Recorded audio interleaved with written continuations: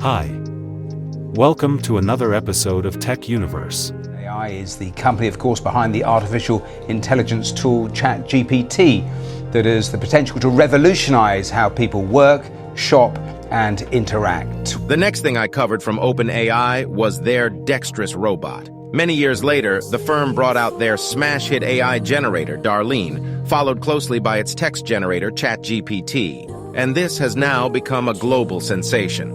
We've talked about ChatGPT and all of these things at length, but what is hardly ever talked about is Sam Altman himself, the main man leading the revolution in AI. Those who are following along in the technology space either see him as a villain or the future savior of the world. In today's episode, we'll take a look at Altman's history, his inner psyche, and his motivations for launching the company, Openai. Sam Altman was born on April 22, 1985 in Chicago, Illinois. As a child, he was incredibly curious and had a passion for science and technology. At just the age of 8, he got his first computer, a Macintosh SE. That computer became his gateway to the world. He would soon discover AOL chat rooms. It was transformational for him in his early development as a person. Although precocious and nerdy, he was quite a bold kid. At the age of 16, he would come out to his parents as homosexual.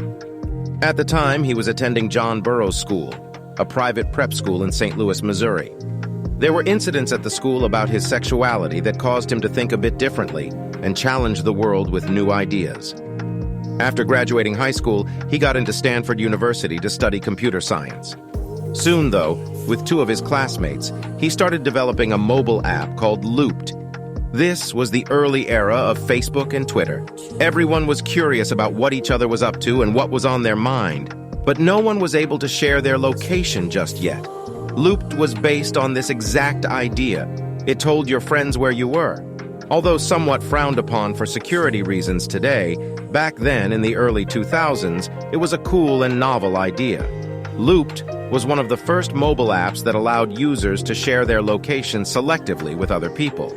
To give you some context, Google Maps was launched in 2005, but its location sharing feature was added in 2017. Twitter and Facebook implemented the feature in 2009 and 2010, respectively. Seeing the potential, Altman dropped out of Stanford in 2005 to establish his company. But what he would need was a substantial amount of investment to further develop the product. Luckily, he received funding from Y Combinator and Sequoia Capital. At this point, remember the name Y Combinator. It will be a major part of Sam Altman's life, which we'll cover in the next part of the episode.